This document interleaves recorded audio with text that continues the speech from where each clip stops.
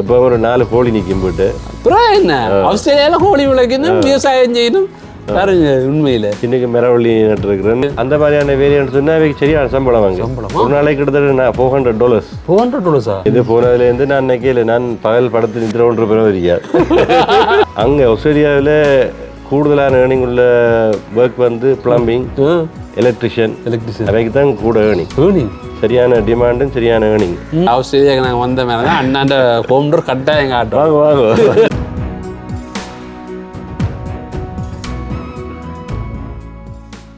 வணக்கம் உறவுகளே, நான் உங்கள் தவிர்க்கிறேன். பார்த்தீங்கன்னா இன்றைக்கு ஒரு முக்கியமான காணொளி. எங்களோட வீட்டை ஆஸ்திரேலியாவிலேருந்து அண்ணா வந்துருக்கிறார். அண்ணா வணக்கம். வணக்கம். அண்ணாண்ட பேர்? என் பேர் ஸ்ரீகுமார். இங்கே யாழ் மாவட்டத்தில் எந்த இடத்துல இருக்கிறீங்க நீங்கள்? நான் பிறந்தது வந்து வியாபாரி மூலை, மரி பண்ணது சாவச்சேரி. இப்போ ஆஸ்திரேலியாவில் சிட்னியில் இருக்கிறேன். சிட்னியில் இருக்கிறீங்க. இப்போ நீங்கள் இங்கேருந்து எப்போ போனீங்க அங்கே? 95 இருந்து நான் இலங்கையிலேருந்து போனேன். முதல் நியூசிலாண்டுக்கு போனேன். அங்கே நான் ஒரு 5 வருஷம் இருந்தேன். அதுக்கு பிறகு இப்போ வந்து ஆஸ்திரேலியாவுக்கு 2000 போனேன். மரிமணி தான் போகணும் தான் என்ன மரிமணி அனுப்பிட்டேன். அவன் மரிமணி தான் இங்கிருந்தே போனீங்க? நான் மரிமணிட்டு நியூசிலாண்டு போனீங்க. ஒரு அங்கே இருந்தால் ஆஸ்திரேலியா போனீங்க. இப்போ ஆஸ்திரேலியா இந்த லைஃப் ஸ்டைலில் எப்படி இருக்கு? என்ன மாதிரி போனதோடக்கம் லைஃப் ஸ்டைலுண்டு பெருசாக மாற இல்லை, அதே மாதிரி தான் இருக்குது அங்கே. ஆனால் இப்போ வேர்ல்டு வைடாக இப்போ எக்கனாமிக்கல் பிரச்சனை உங்களுக்கு தெரியும் தானே. இப்போ சாமான் எல்லாம் விலை கூட அந்த மாதிரியான பிரச்சனைகள் இருக்கொழிய மற்றபடி வேலை வாய்ப்புகளோ அல்லது மற்ற விதமான பொலிட்டிக்கல் சிச்சுவேஷனோ அது ஒரு மேட்டர். இப்போ இங்கே நாட்டுன்ற எங்கட நாட்டிலையும் அதே மாதிரி தான் பொருட்கள் தேவையில் கூடிய மாதிரி தான் எல்லா இடத்துலையும் கூடி இருக்குது. எல்லா இடத்துலையும் கூடி இருக்குது. இலங்கையில் இருந்து அங்கே வர்றாக்கள் அந்த எண்ணிக்கை எப்படி என்ன இருக்குது? இப்போ முந்தியெல்லாம் ஒரு காலத்தில் வந்து படகுல தான் அதிகமாக வருவினோம். அதுக்கு ஒரு அட்வர்டைஸ்மெண்ட்டே வரும். இலங்கையிலிருந்து நாடு கடத்துறேன்னு சொல்லி ஒரு விளம்பரமே போடுவாங்க. இப்போ என்ன மாதிரி இருக்குது? இலங்கையில் இருந்தாலும் வரியணுமா இல்லை எப்படி இருக்குது உங்களோட பார்வையில்?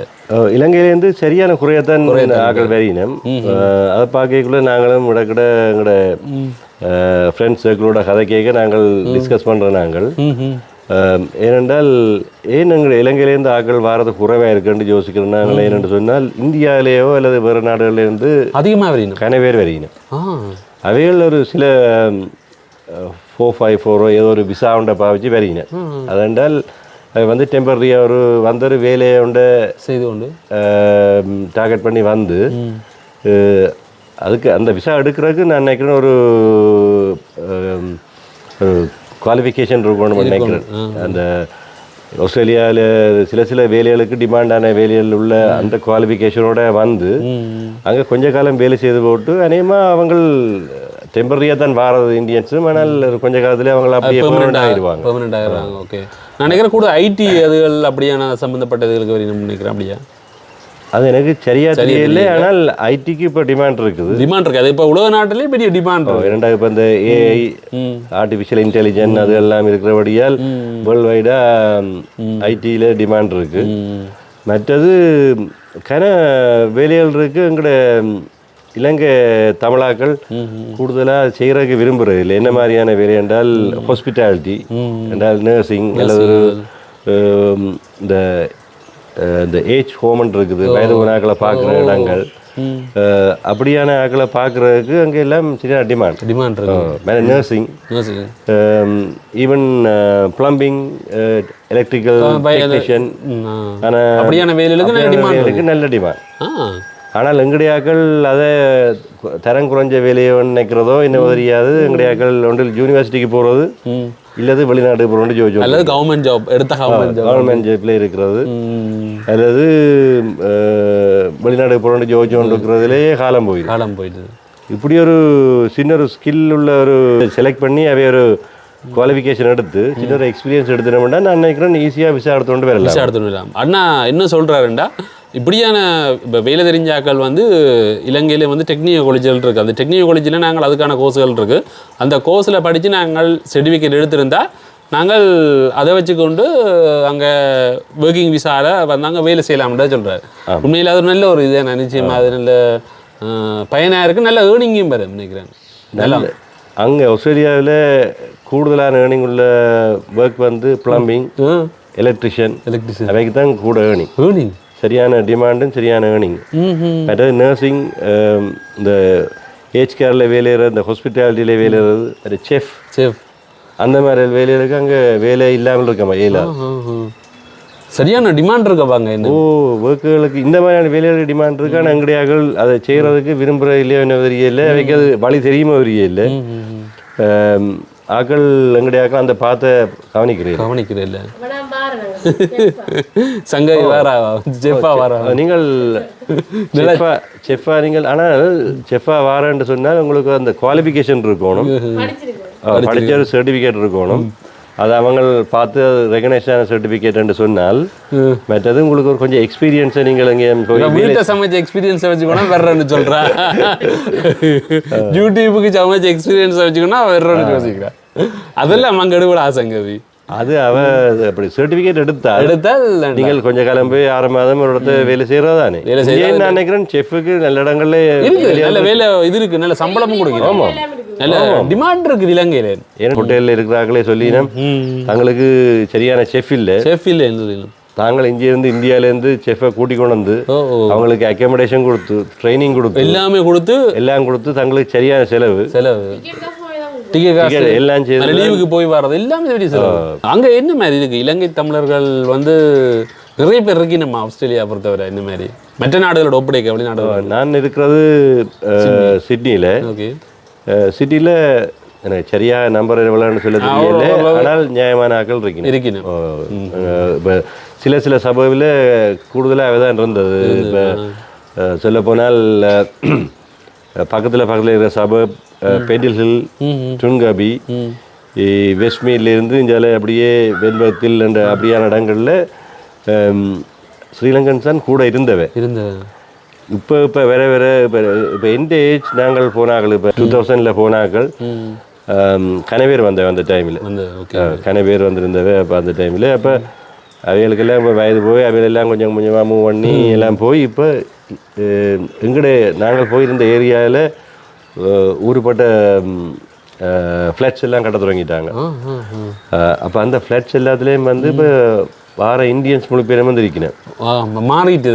இப்போ இந்தியன்ஸ் வந்தால் ஊருப்பட்டாக்கள் வரையினா இப்போ நாங்கள் அதுக்கு மைனாரிட்டியாக வந்துட்டோம், சிறுபான்மையாக வந்துட்டோம். என்னடா ஸ்ரீலங்கன்ஸ் புதுசாக வர்ற மாதிரி தெரியல. என்னடா இப்போ எங்கட நாட்டை பொறுத்தவரை எல்லாரும் கூடுதல் இப்போ வெளிநாடுன்னு சொன்னால் கனடா. இப்போ கனடா வந்து கனடாவில் வந்து விசிட்டிங் விசாலையாவது போயிடணும். அதான் கனடாவில் இறங்கி ஃபோட்டோ ஆஸ்திரேலியாவுக்கு வரலாம். ஆனால் ஆஸ்திரேலியாவுக்கு வர்றதுக்கு அவையில் வேறு விசா கொடுக்குற மாதிரி இல்லை. அதான் கனடாவுக்கு போயினேன். அதான் ஆஸ்திரேலியாவில் விசா கொடுக்க அதான் ஒரு பிரச்சனை. ஆனால் விசா இல்லாமல் இப்போ கொடுத்துட்டு நினைக்கிறேன். முதல் வந்தவே இல்லை, முதல் வந்தாக்களுக்கு கன பேருக்கு இப்போ பிஆர் கொடுத்துட்டேன். இந்த முதல் படகுல போனாங்க. ஆனால் இப்போ வந்து கொடுக்குறீல்ல வர்ற மாதிரி தெரியல, அந்த மாதிரி வர்ற மாதிரி தெரியல. வந்தாக்கள் எல்லாரும் வெல் செட்டில்னா. அது வந்து இப்போ அங்கே வந்து இந்த கன்ஸ்ட்ரக்ஷன் இண்டஸ்ட்ரியும் நல்ல இண்டஸ்ட்ரியாக இருக்குது. அந்த இன்ஜினியரிங் அந்த இல்லை இல்லை நான் சொல்கிறேன் என்றால் இப்போ பில்டிங் இண்டஸ்ட்ரியில் சிலாக்கள் கார்பெண்டராக வேலையெல்லாம், சிலாக்கள் இப்படி ஹெல்ப் பண்ணுறதுக்கு பிரிக் லேயிங், இந்த ஓடுதல் போடுறது அப்படியான கொஞ்சம் லேபர் ஒர்க் மாதிரி தான். ஆனால் யாரும் செய்யலாம். அப்போ குவாலிஃபிகேஷனில் வந்தாக்கள் அவைகள் அந்த மாதிரியான வேலைன்னு சொன்னால் அவைக்கு சரியான சம்பளம் வாங்க.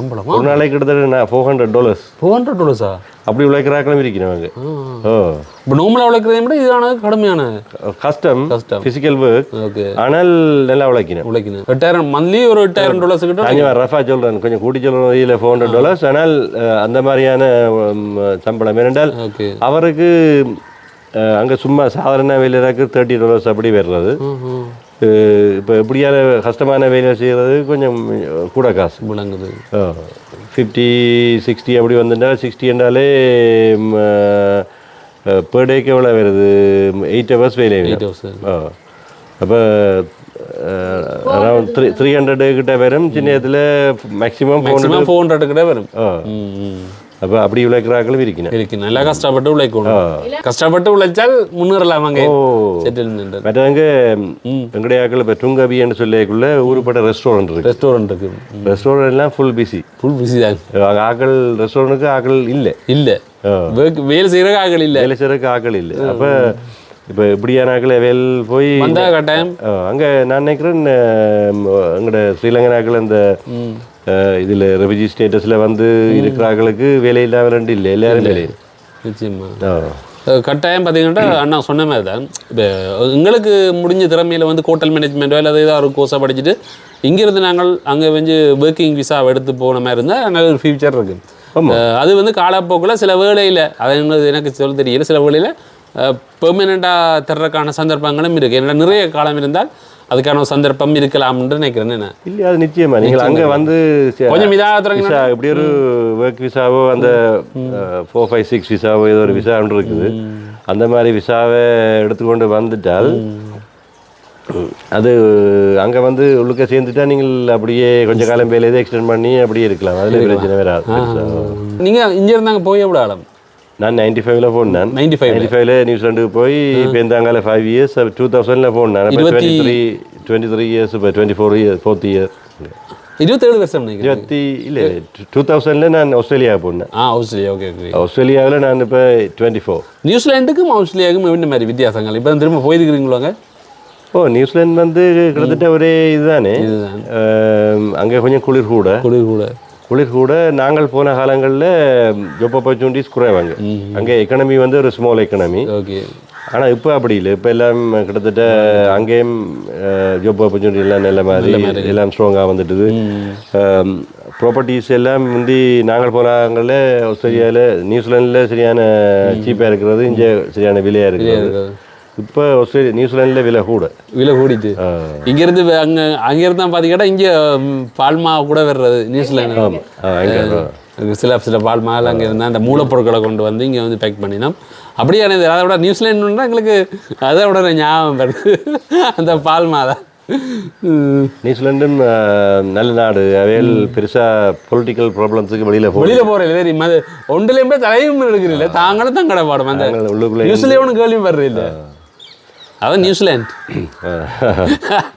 நியூஸ்லே வராத நியூசிலாண்டு அப்படி உண்மையில் இப்போ நீங்கள் இலங்கை வரைக்கும் வந்து இப்போ ஒவ்வொரு வருஷம் மாறினீங்களோ என்ன மாதிரி நாங்கள் கோவிட்டுக்கு தொடங்குறதுக்கு முதல் சரியாக இருக்கா வந்து நாங்கள் இது கோவிட்டால் வேற இல்லை இது 2022ல் இருக்கா வந்து நாங்கள் எண்டில் பிறகு இப்போ என்னுடைய வைஃபிൻ്റെ மதரில் கொஞ்சம் சோமில்லை பின்னருக்கா வந்து பார்த்துட்டு கொண்டு வந்திருக்கோம் இனி എൻ്റെ பிள்ளைகளெல்லாம் படிச்சுட்டோம் இனி கொஞ்சம் கூட டைம் வரும் அப்போ நீங்களும் கொஞ்சம் ஃப்ரீயாக கூடுதலாக வரக்கூடியதாக இருக்கும் நீங்கள் அங்கே என்ன மாதிரி வேக்கு நான் வந்து என்ஜினியர் இங்கே பேராதனையில் படித்து போனேன் அப்போ இங்கே கலம்புலேயும் வேலை நான் 92ல் நான் பாஸ் பண்ணி இந்த சினமன் கிராண்ட் ஹோட்டல் தெரியுமா உங்களுக்கு சினமன் கிராண்ட் தெரியும் அதில் அந்த கன்ஸ்ட்ரக்ஷன் முன்னுக்கு செய்த அந்த லோபி ஏரியா அந்த பெரிய டவர் அதற்கு டிசைனிங் அதெல்லாம் நான் செய்தேன் அந்த டைமில்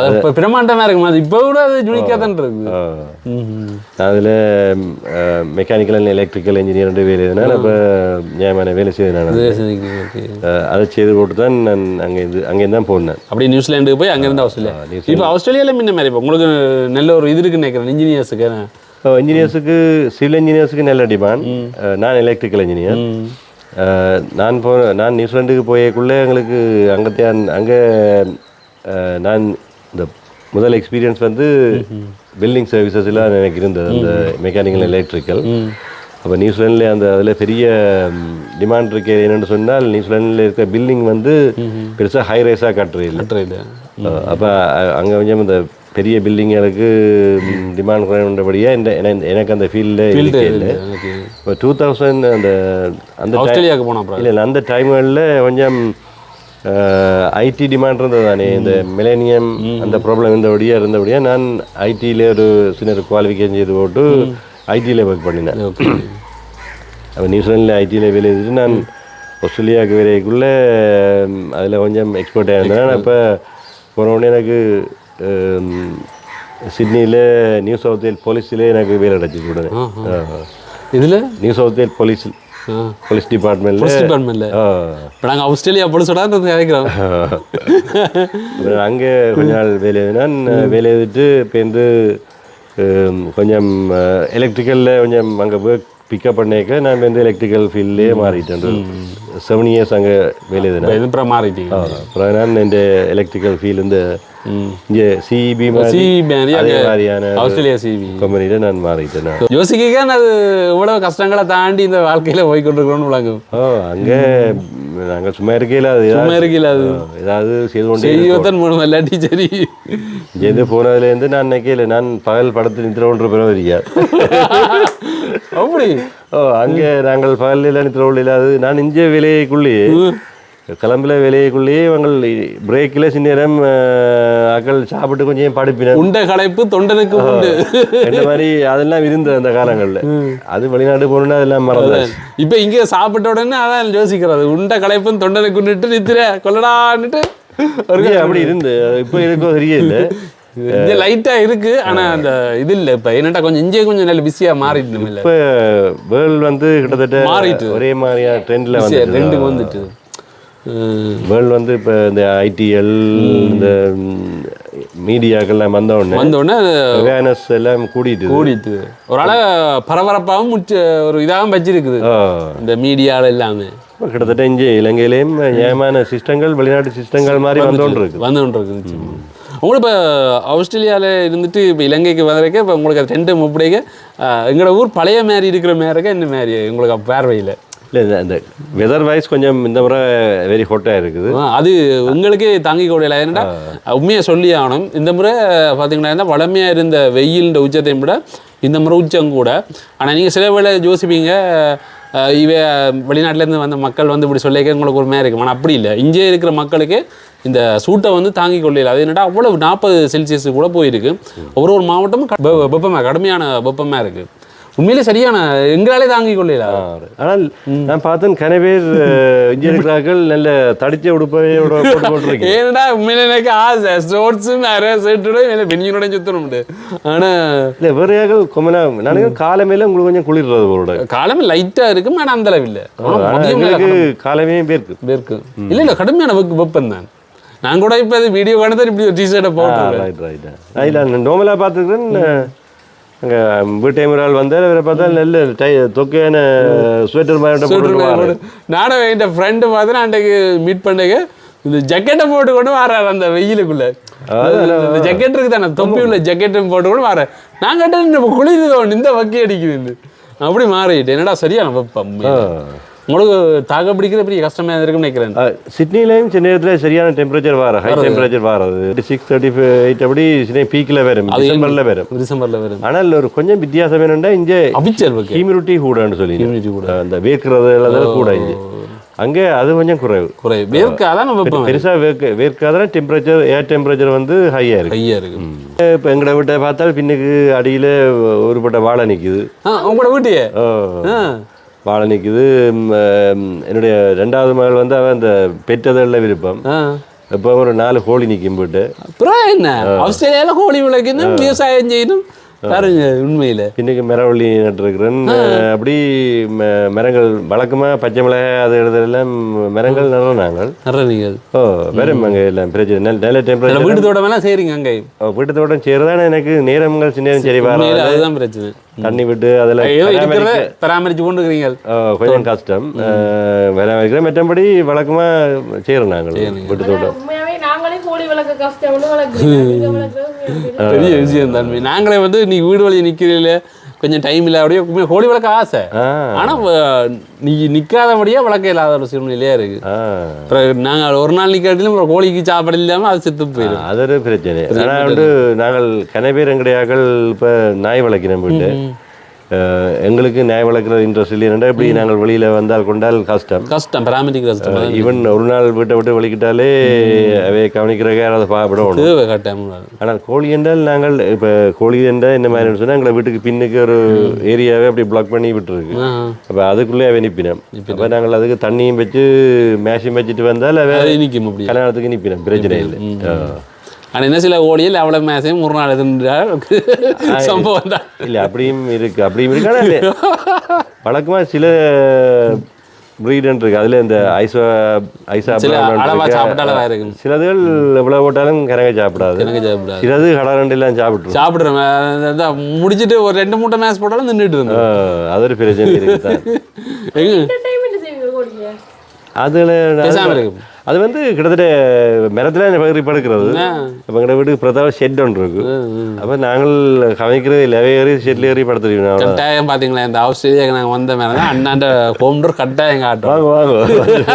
நிச்சயமா ஏன்னுட்டா உண்மையாகவே அதை கேட்க நல்லா பார்த்தீங்கன்னா இங்கே நிச்சயம் அண்ணாண்ட வீட்டை வந்து எல்லாம் மரவள்ளியில் வளர்க்குறாரு. அதே மாதிரி கோழியில் வளர்க்குறாரா, அது கோழி வந்து கூட்டுக்கே இல்லை, மரத்துல ஏறி படுக்க முடியாங்க. கட்டாயம் அந்த இது எங்களோட ஊர்ல இருக்கிற மாதிரி இருக்கு.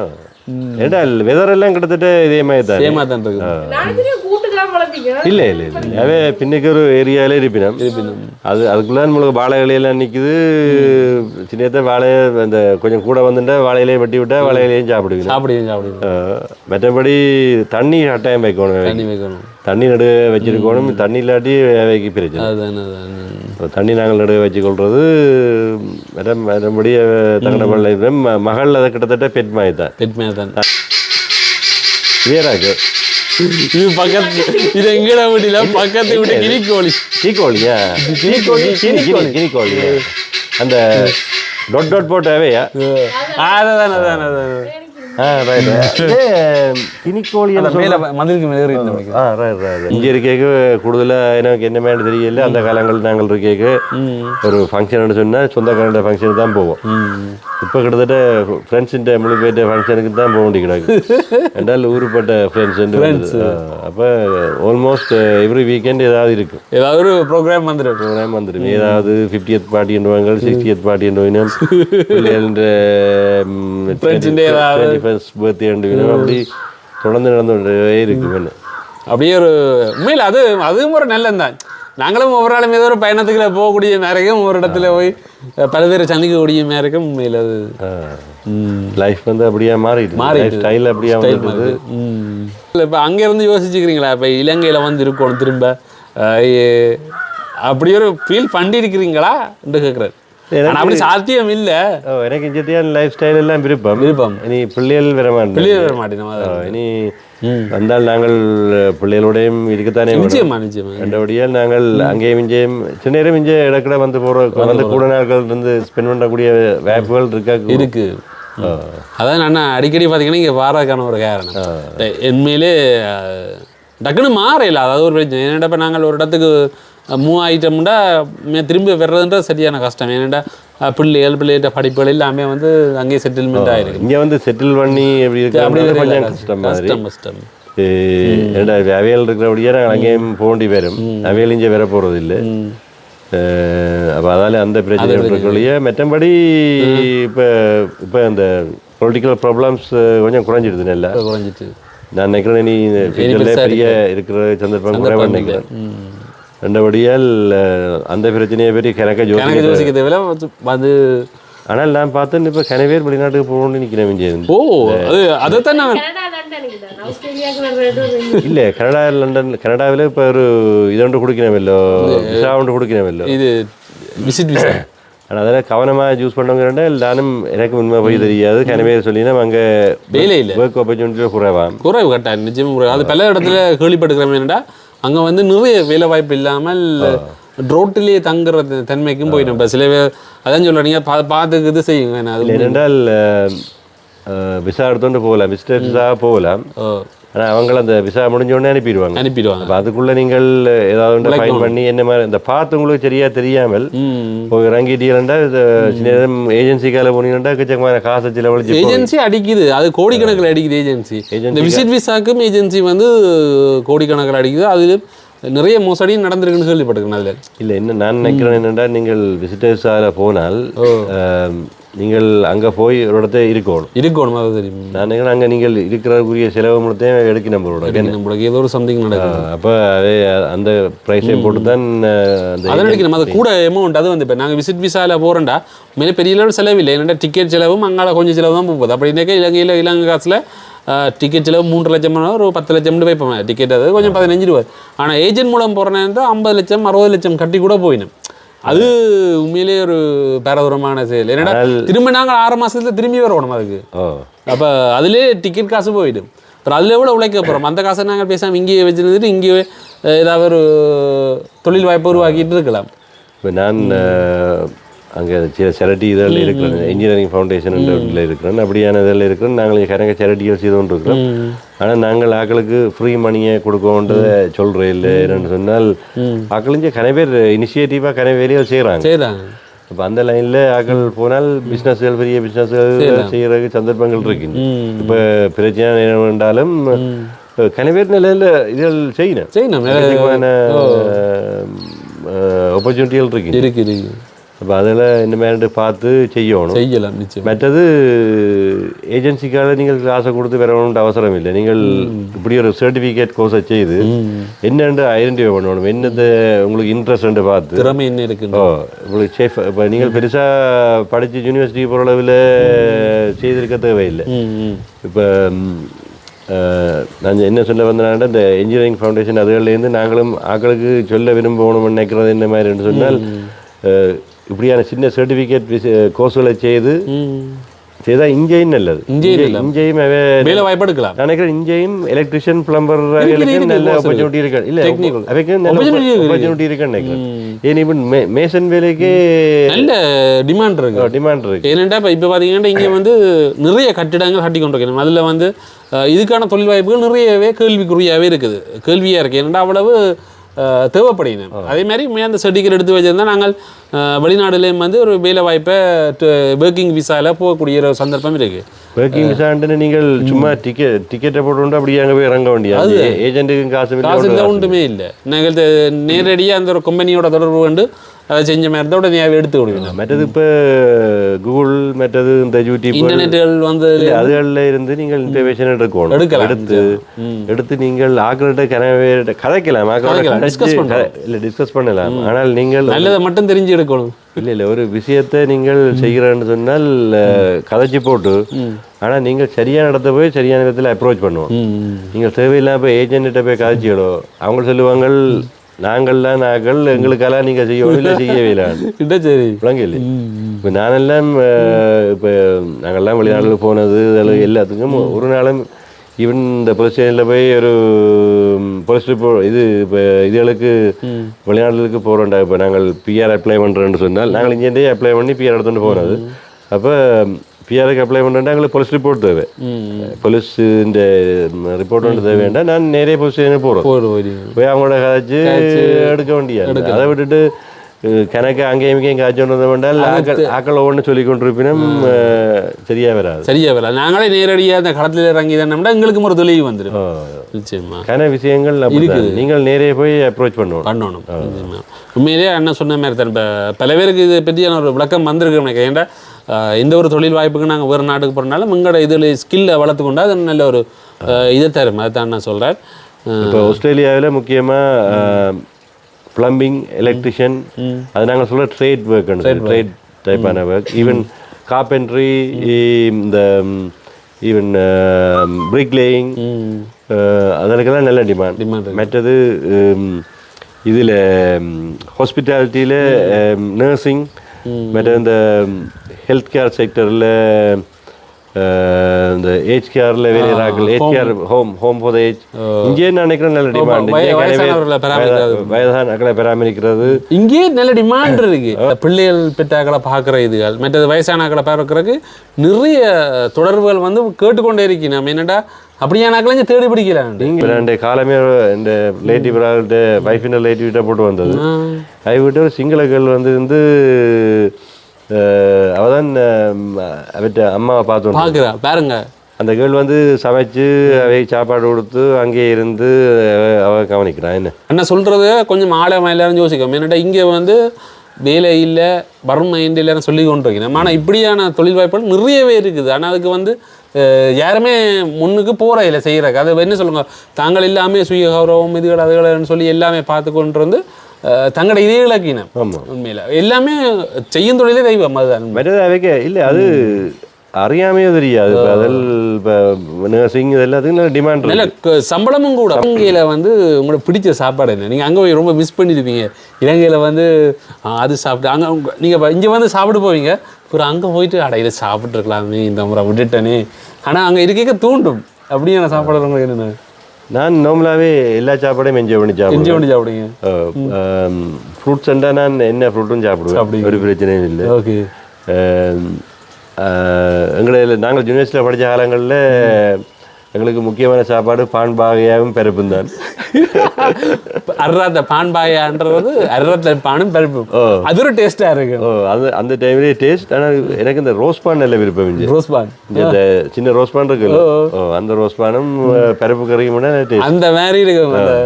அந்த சில பேர் வைக்கிற அந்த பருப்பு கறி அதுக்குண்டே ஒரு நல்ல டேஸ்ட். நல்ல டேஸ்ட். மஞ்சளும் போட்டு அந்த இதாக வைப்பினும் உள்ளியெல்லாம் குத்தி போட அந்த மாதிரி உள்ளி இந்த மிளகு எல்லாம் போட்டு வைக்கிற நல்ல திறமை இருக்கு. அதுவும் இஞ்சத்தையும் கூட சிங்கள இடத்துல நீங்கள் பானும் பருப்பு கறியும் சாப்பிட்டீங்கன்னா அதில் ஒரு வித்தியாசமான டேஸ்ட் இருக்கு. அதுவும் இடையில ட்ரை பண்ணி பாருங்க. அப்படி இங்கே சாப்பாடுகள் நல்ல டேஸ்ட்டு. இப்போ நீங்கள் விரும்பி சாப்பிட்றா கொத்தரொட்டிகள் அதெல்லாம் விரும்பி சாப்பிட்றீங்களா? கொத்தரொட்டி என்ன பிரச்சனைண்டா இப்போ என்னுடைய வயதுக்கு அது கொஞ்சம் ஹெவி சாப்பிட்டா கொஞ்சம் கூட சாப்பிட்ட மாதிரி இருக்கு. மற்றது இந்த மீட் வகைகள் எல்லாம் இப்போ குவாலிட்டி கொஞ்சம் குறைஞ்சிட்டு. மட்டன் என்று சொன்னால் இங்கே நான் நினைக்கிறேன் கொஞ்சம் குவாலிட்டி குறைஞ்சிட்டு சில இடங்கள்ல இப்போ அது என்ன பிரச்சனை அண்ணா சொல்றதுல கொஞ்சம் விளங்குது. என்னடா அண்ணா ஆட்டிறைச்சி கறி போய் கடையில் வேண்டி இருப்பார். ஆனால் சில முக்கியமாக பார்த்தீங்களா இருந்தால் அதிகமான கடையில் சொல்ல உங்களுக்கு நம்பிக்கை ஒன்று இருக்கும். நம்ம கடையில் வேண்டுறா அவங்க வந்து உண்மையான கிடையாடு தான் இறைச்சியாக்கி தருவாங்கன்ற பார்க்கணும். சில இடங்களில் இப்போ என்ன நடக்குதுன்றா மறியை ஆட்டிறைச்சியை கூட விற்க தொடங்கிட்டாங்க. அதான் பிரச்சனை, அந்த கலப்படத்தாலாம் பிரச்சனை. எனக்கே அது அனுபவத்தில் இருக்குது. அதனால் நான் இப்போ பல இடங்களில் போய் வேண்டுற இல்லை, நம்பிக்கையான ஒரு ஆள்கிட்ட மட்டும்தான் ட்ரைக்கான அந்த காணொலியும் போட்டிருப்பேன். அது அப்படித்தான் நாங்கள் செய்ய, அது கட்டாயம் அதை பார்த்து தான் பண்ணுறோம் நாங்கள். அதில் அந்த மறை சாப்பிட்டா என்ன செய்ய மாட்டா கடிக்கும் உடம்பு வந்து அலர்ஜிக்கு மாதிரி அலர்ஜிக்கு இருக்கு. மற்ற நோய்வாய்ப்பட்ட ஆடுகளை தூக்கி போட்டுருவாங்க. அது அப்படியான பிரச்சனையும் இருக்கு. அப்போ நீங்கள் ஆட்டிறைச்சி உண்மையாக நல்ல ஆட்டிறைச்சி இருக்கிறது யாழ்ப்பாணத்தில் நல்ல ஆட்டிறைச்சி இருக்கு. ஆனால் சில பேர் வந்து பங்கு போடுவீங்க, நம்ம அந்த பங்கு போட்டு எடுப்பினோம் அப்படியானதில் எடுக்கலாம், அல்லது நம்பிக்கையான கடையிலும் எடுக்கலாம். பங்கு போட்டு எடுக்கிறதுலாம் டிமாண்டாக போயிடும். அதெல்லாம் சரியான விலை. கடையில் நாங்கள் போய் சாப்பிட்டா அது எங்களுக்கு கிடையாது. மற்ற நாங்கள் கடையில் போய் இறைச்சிக்கறியை வேண்டி சாப்பிட்டோம்னா அது வர்றதும் ஒரு சின்ன சின்ன துண்டோடு அதுவும் எங்கிட்ட டேஸ்ட்டில் இருக்காது. அப்போ இருக்கும். ஆனால் நீங்கள் ஆட்டிறைச்சி ரொம்ப மிஸ் பண்ணுறீங்கன்னு மட்டும் தெரியுது அண்ணா. இல்லை, ஆனால் எனக்கு சைவ சாப்பாடு ஹாப்பி. ஒரு முறை பார்த்தீங்கன்னா நாங்கள் ஆஸ்திரேலியா வருவோம். வாங்க சந்தோஷமா எங்கட கிட்ட வந்தது. அதே மாதிரி ஒரு காணொலி எங்களுக்கான தந்திருந்தீங்க. உண்மையிலே இந்த ஆஸ்திரேலியா வாழ்க்கை எப்படி இருந்ததுன்றது உண்மையிலே எங்கட அந்த மெனக்கண்ணுக்கு முன்னால் வந்துச்சு. நீங்கள் கதைக்க உண்மையில உயிரோட்டமாக இருந்துச்சு. சந்தோஷமான நன்றி. என்ன நன்றி. வணக்கம். சங்கவிக்கும் வணக்கம்.